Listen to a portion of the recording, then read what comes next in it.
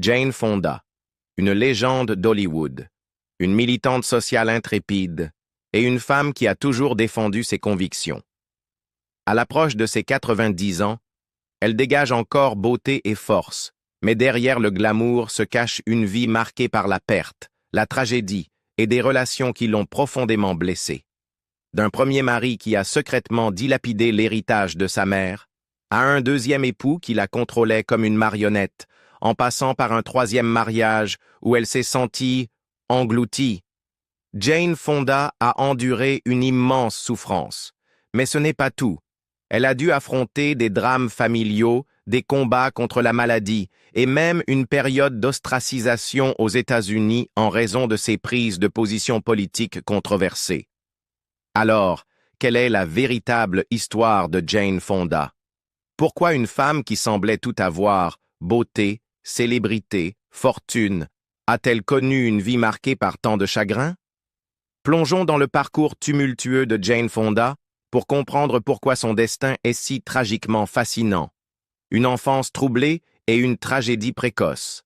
Jane Fonda est née le 21 décembre 1937 dans l'une des familles les plus influentes d'Hollywood. Son père, Henry Fonda, était déjà un acteur renommé, connu pour sa prestance à l'écran et sa discipline rigoureuse. Pourtant, en coulisses, la famille Fonda était loin d'être idyllique. Malgré leur richesse et leur statut, l'enfance de Jane fut marquée par la négligence émotionnelle et une profonde solitude. Son père, adulé par le public, était distant et peu démonstratif. Il exprimait rarement son affection, et Jane grandit avec l'impression qu'elle devait mériter son approbation plutôt que de la recevoir naturellement. Cette dynamique influencera profondément sa vie d'adulte, en particulier ses relations amoureuses. Sa mère, Frances Ford Seymour, était une femme d'une grande beauté et élégance, mais elle luttait contre une dépression sévère. Le poids des attentes liées à son rôle d'épouse et de mère parfaite à Hollywood eut de lourdes conséquences sur sa santé mentale. Jane décrira plus tard sa mère comme une femme fragile, prisonnière d'un monde qui ne comprenait pas les maladies mentales. Le point de rupture survint en 1950. Frances, en proie à une détresse psychologique croissante, fut admise dans un hôpital psychiatrique. Peu de temps après, elle mit tragiquement fin à ses jours. Jane n'avait que 12 ans. Mais le choc ne s'arrêta pas là. La manière dont elle apprit la nouvelle rendit la perte encore plus douloureuse. Plutôt que de lui dire la vérité, Henry Fonda lui fit croire que Frances était morte d'une crise cardiaque. Pendant des années, Jane crut à ce mensonge, jusqu'au jour où elle découvrit la véritable histoire dans un article de journal.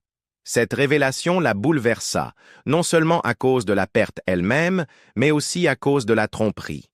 Elle se sentit encore plus éloignée de son père, aggravant les blessures émotionnelles qu'elle porterait à l'âge adulte.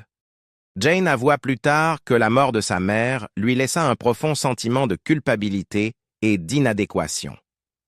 Elle se demanda si elle aurait pu faire quelque chose pour empêcher ce drame, ou si elle avait, d'une manière ou d'une autre, contribué à la souffrance de sa mère. Ces pensées la hantèrent pendant des années, affectant son estime de soi et ses relations.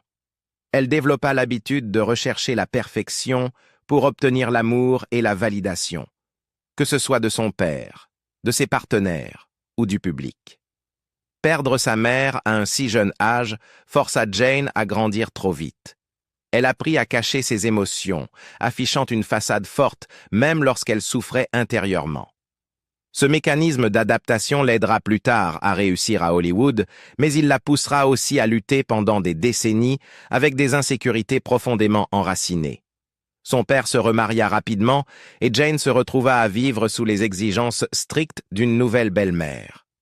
Plutôt que de recevoir le soutien affectif dont elle avait désespérément besoin, elle fut contrainte d'être toujours bien élevée et irréprochable. Ses besoins émotionnels furent largement ignorés, renforçant sa conviction qu'elle devait refouler sa douleur et paraître forte en toutes circonstances.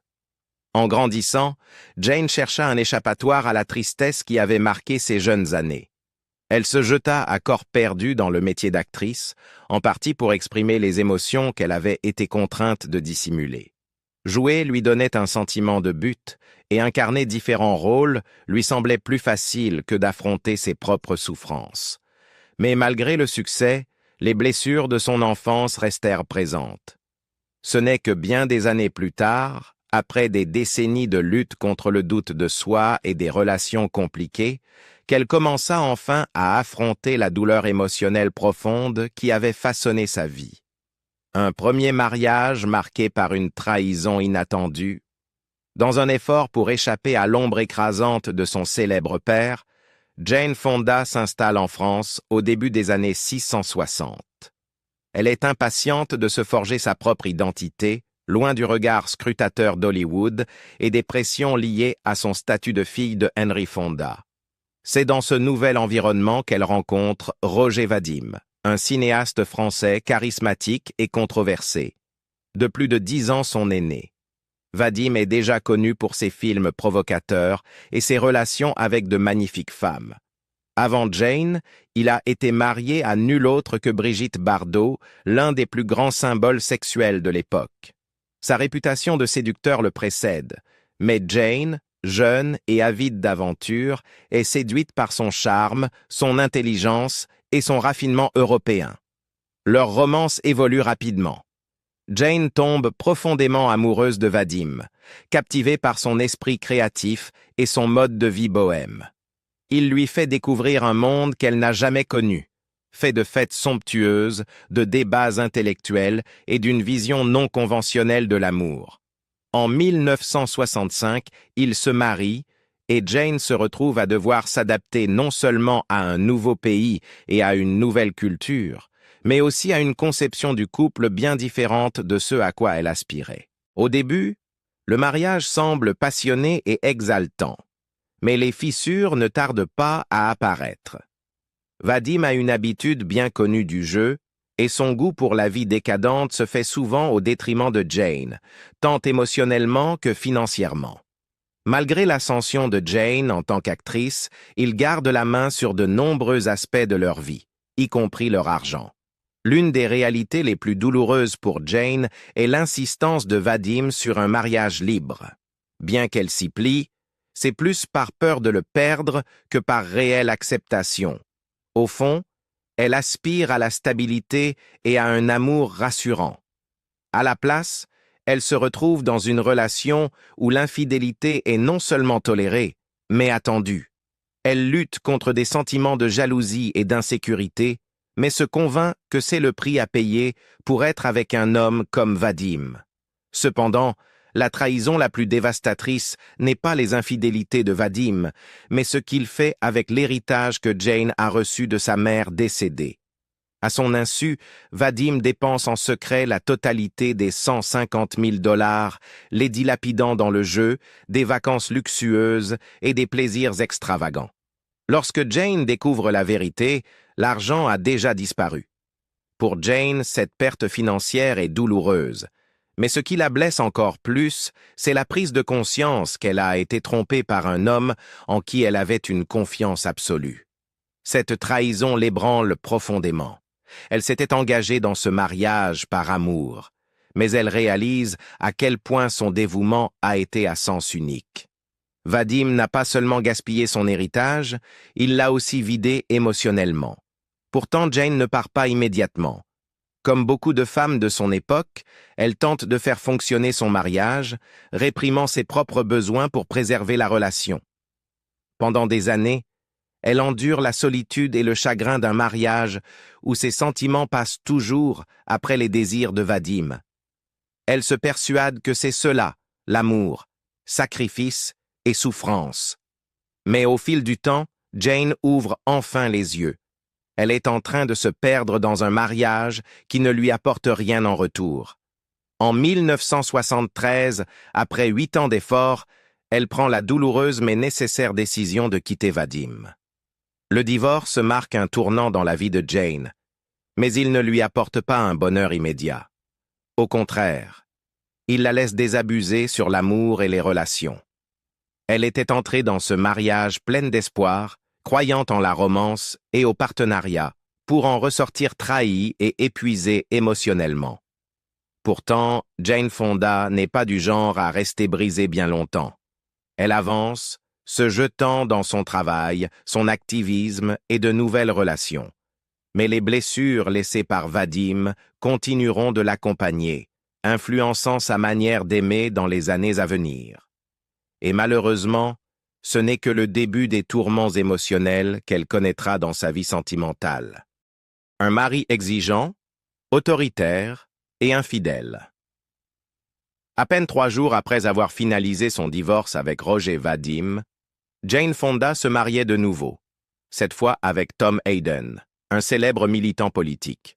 Contrairement à son premier mariage, qui baignait dans le glamour du cinéma européen et l'excès, cette nouvelle union semblait fondée sur des idéaux communs et une volonté de changer le monde. Jane croyait enfin avoir trouvé un partenaire en accord avec ses valeurs, un homme qui respecterait son intelligence et son engagement. Mais la réalité était bien plus compliquée. Tom Hayden était charismatique et passionné par ses causes politiques, mais il était aussi rigide et autoritaire. Il avait des idées très arrêtées sur la façon dont Jane devait mener sa vie et lui imposait des attentes strictes. Bien qu'elle fût une star de Hollywood, il décourageait tout mode de vie luxueux et l'incitait à abandonner le confort auquel elle était habituée. Sous son influence, Jane quitta son somptueux manoir de Los Angeles pour une maison modeste et délabrée, dépourvue d'équipements de base comme une machine à laver ou un lave-vaisselle. Ce n'était pas seulement son cadre de vie qui changeait. Hayden méprisait la richesse matérielle et attendait de Jane qu'elle adopte le même état d'esprit. Il désapprouvait qu'elle porte des vêtements de créateur, bien qu'elle fût l'une des actrices les plus reconnaissables au monde. Elle tenta de se conformer à ses exigences, refoulant ses propres besoins et désirs pour correspondre à la vision qu'il avait d'elle. Mais peu importe combien elle sacrifiait, cela ne semblait jamais suffisant pour lui. Au fil du temps, Jane commença à comprendre que Hayden ne la voyait pas comme une véritable partenaire, mais plutôt comme une ressource financière. Déjà une icône mondiale, elle construisit durant leur mariage un tout nouvel empire qui marquerait profondément sa carrière. Au début des années 1980, elle lança Jane Fonda's Workout, une marque de fitness qui connut un succès fulgurant. Ses vidéos d'exercice, ses livres et ses vêtements de sport rapportèrent la somme impressionnante de 17 millions de dollars, faisant d'elle une figure incontournable du secteur. On pourrait croire que Hayden aurait été fier de ses accomplissements. Au contraire, il les accueillit avec indifférence, voire mépris. Il considérait son empire du fitness comme futile, le reléguant au second plan par rapport à ses propres engagements politiques. Plutôt que de célébrer ses succès, il les minimisait, la faisant se sentir comme un simple instrument au service de ses ambitions. Pourtant, il n'hésitait pas à utiliser ses revenus pour financer ses causes, accentuant ainsi le déséquilibre de leur mariage. L'amour que Jane portait à Hayden la maintint dans cette relation pendant des années, mais leur couple continua de se dégrader. La trahison ultime survint lorsqu'elle découvrit son infidélité. Après avoir consacré près de 20 ans à ce mariage, après avoir tant sacrifié pour répondre à ses attentes, elle se retrouva anéantie par cette révélation. Réaliser qu'il ne l'avait jamais vraiment valorisée en tant qu'épouse ou en tant que femme fut un choc terrible. En 1990, après 17 ans de contrôle, de négligence émotionnelle et de trahison, Jane prit enfin la décision de mettre un terme à cette union. Le divorce marqua la fin d'un autre chapitre douloureux de sa vie, mais les blessures laissées par Hayden mirent du temps à cicatriser. Son influence avait profondément affecté son estime de soi. Ce mariage, tout comme le précédent, enseigna à Jane des leçons amères sur l'amour, le sacrifice et le prix à payer lorsqu'on choisit le mauvais partenaire. Elle était entrée dans cette relation pleine d'espoir, croyant avoir trouvé un égal, pour finalement se rendre compte qu'elle s'était une fois de plus effacée dans le processus. Mais comme toujours, Jane Fonda n'était pas du genre à se laisser abattre. Bien que profondément meurtrie, elle allait se relever, plus forte que jamais. Pourtant, son parcours sentimental n'était pas terminé. Une dernière épreuve l'attendait encore en amour. Son troisième mariage, être consommé par Ted Turner. Peu de temps après son douloureux divorce d'avec Tom Hayden, Jane Fonda s'est retrouvée attirée par un homme d'un tout autre genre, Ted Turner, le milliardaire fondateur de CNN. Charismatique, puissant et plus grand que nature, Ted était totalement différent de tous les hommes qu'elle avait connus auparavant. Il avait une présence magnétique, une confiance qui emplissait une pièce, et il couvrait Jane d'attention et d'admiration. Pour une femme qui avait passé des années sous l'emprise et le mépris de son mari précédent, la dévotion de Ted était enivrante. Mais comme dans ses relations passées, cette histoire n'était pas destinée à une fin de conte de fées. Derrière son charme et sa fortune, Ted Turner cachait de profondes failles, notamment son incapacité à rester fidèle. Jane admettra plus tard qu'elle connaissait sa réputation avant de l'épouser, mais qu'elle avait choisi de croire en leur amour. Malheureusement, la réalité la frappa de plein fouet. Un mois seulement après leur mariage, elle découvrit que Ted lui avait été infidèle. Cette trahison fut un coup dévastateur. Jane, qui avait déjà enduré la négligence émotionnelle et l'infidélité dans son mariage précédent, fut prise d'une immense colère. Contrairement au passé, elle ne refoula pas sa douleur. Elle réagit. Dans un moment de rage incontrôlable, elle lança un téléphone à la tête de Ted. Cet incident, bien que choquant, n'était que le début d'un schéma qui allait définir leur mariage. Ted Turner n'était pas seulement infidèle, c'était un homme qui avait un besoin constant de stimulation, d'attention et d'adoration. Sa personnalité débordante s'étendait à ses relations, où il attendait de son partenaire qu'il gravite entièrement autour de lui. Au début, Jane, toujours l'épouse dévouée, tenta de s'adapter. Elle s'immergea dans son univers, le suivant partout, adoptant son mode de vie et réprimant même certaines facettes d'elle-même pour correspondre à ses attentes. Mary Williams, la fille adoptive de Jane, dira plus tard que sa mère avait été avalée tout entière par son mariage avec Ted. Et en bien des aspects, c'était vrai. Avec le temps, Jane se sentit disparaître, perdant l'indépendance et la force de caractère qui l'avaient redéfinie pendant des décennies. Elle n'était plus l'activiste intrépide, l'actrice pionnière ni l'icône du fitness. Elle était simplement l'épouse de Ted Turner. Malgré la richesse, le luxe et la vie excitante qu'elle partageait avec lui, Jane se retrouva profondément malheureuse. Elle réalisa qu'elle avait commis une erreur familière, sacrifier son identité par amour. Ce fut une prise de conscience douloureuse, mais cette fois, elle savait qu'elle ne pouvait pas continuer sur cette voie. Après presque une décennie de mariage, Jane Fonda prit l'une des décisions les plus difficiles de sa vie. Elle quitta Ted Turner. En 2001, elle demanda le divorce, consciente que partir signifiait affronter l'inconnu. Elle avouera plus tard que mettre fin à son mariage avec Ted fut la chose la plus difficile qu'elle ait jamais faite. Mais contrairement à ses divorces précédents, celui-ci marqua un tournant. Refusant désormais de se perdre dans une relation, Jane entama un voyage de redécouverte de soi. Elle s'éloigna de l'ombre des hommes puissants qu'elle avait aimés et commença enfin à s'accepter, selon ses propres termes. Tragédie dans ces années crépusculaires. Après 3 mariages ratés et des décennies de tourments émotionnels, Jane Fonda semblait enfin retrouver son identité. N'étant plus définie par les hommes de sa vie, elle s'est concentrée sur ses passions, l'activisme, le cinéma et son développement personnel. Cependant, même lorsqu'elle a repris le contrôle de sa vie, le destin a continué à la mettre à l'épreuve de manière inattendue et douloureuse. L'un des plus grands combats de Jane Fonda dans ces dernières années est sa lutte constante contre le cancer. En 2010, elle a été diagnostiquée d'un cancer du sein et a subi une opération pour retirer la tumeur. Bien que l'intervention ait été réussie, ce n'était que le début de ses défis médicaux.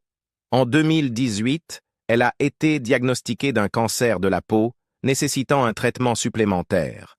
Malgré ces épreuves, elle a refusé de ralentir. Elle a poursuivi son engagement militant, participant à des manifestations pour le climat et défendant la justice sociale. Elle a également continué à jouer, assumant de nouveaux rôles malgré la détérioration de sa santé.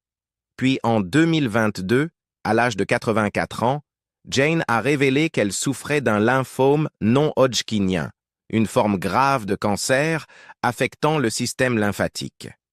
Cette fois, le combat était encore plus difficile. Elle a commencé une chimiothérapie, un traitement physiquement et émotionnellement éprouvant.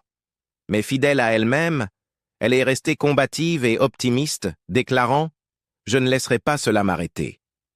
Elle a partagé publiquement son parcours, utilisant sa maladie comme une plateforme pour sensibiliser à l'accès aux soins de santé et aux facteurs environnementaux qui contribuent au cancer. Malgré sa force, chaque bataille l'a rendue plus vulnérable.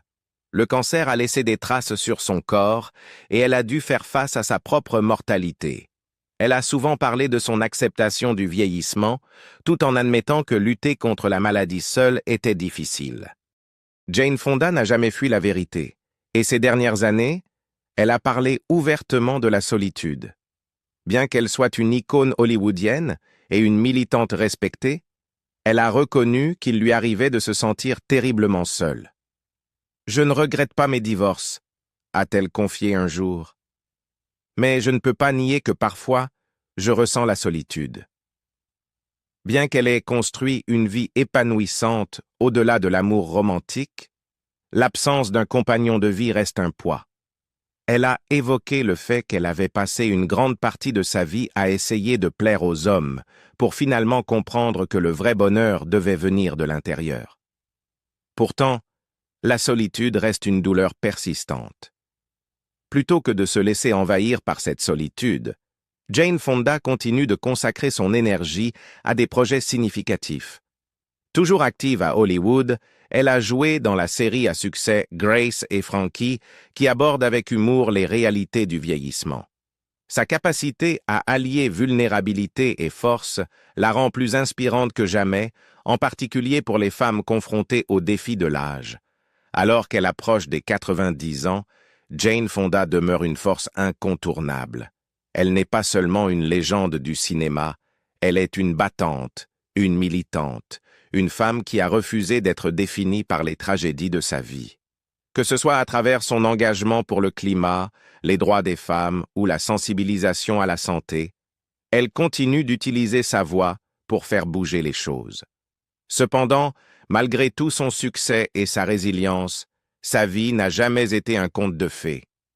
Les épreuves qu'elle a traversées, tant personnelles que physiques, ont laissé des cicatrices profondes.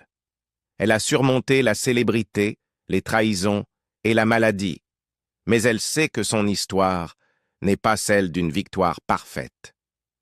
Jane Fonda est la preuve que la force ne réside pas dans l'absence de lutte, mais dans la capacité à se relever malgré tout. Et même si elle fait face au dernier chapitre de sa vie, elle le fait avec le même courage et la même détermination qui l'ont définie pendant des décennies. Jane Fonda est une icône, une guerrière intrépide. Mais en regardant en arrière, on ne peut s'empêcher de ressentir une profonde tristesse. Elle a perdu sa mère très jeune, a subi des trahisons dans 3 mariages, a été détestée par une grande partie des États-Unis pour ses prises de position politiques et a lutté contre la maladie pendant des années. Et pourtant, Jane Fonda ne s'est jamais effondrée. Elle est restée debout, elle a continué à se battre, et peut-être que c'est là son plus grand héritage. Que pensez-vous de la vie mouvementée de Jane Fonda? Partagez vos réflexions dans les commentaires ci-dessous.